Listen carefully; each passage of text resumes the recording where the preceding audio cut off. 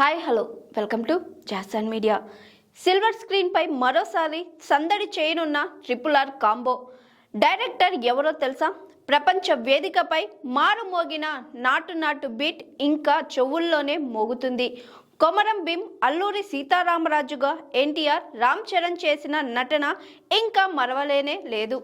SS Rajamouli RRRలో సృష్టించిన ఆ మాయాజాలం మూడేళ్లైనా మనల్ని వదల్లేదు.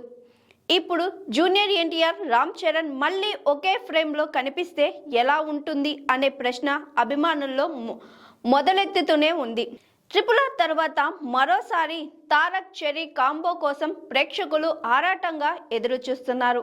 ఆ ఎదురు చూపులకు త్వరలో సమాధానం దొరికే అవకాశం కనిపిస్తుంది.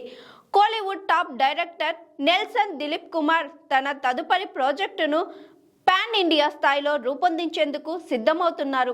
తాజా సమాచారం ప్రకారం రజనీకాంత్ నటించిన జైలర్ 2 పూర్తయిన తరువాత భారీ మల్టీస్టార్ ప్లాన్ చేస్తున్నారట.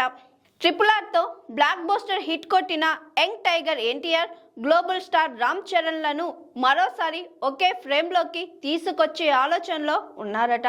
సన్ పిక్చర్స్ బ్యానర్ పై రూపొందుతున్న జైలర్ 2లో రజనీకాంత్తో పాటు మోహన్ లాల్, శివరాజ్ కుమార్ వంటి స్టార్ కీలక పాత్రలో కనిపించనున్న నేపథ్యంలో ఈ చిత్రం పూర్తయ్యే నెల్సన్ తన తదుపరి ప్రాజెక్ట్ను ఫైనలైజ్ చేస్తాడని తెలుస్తుంది.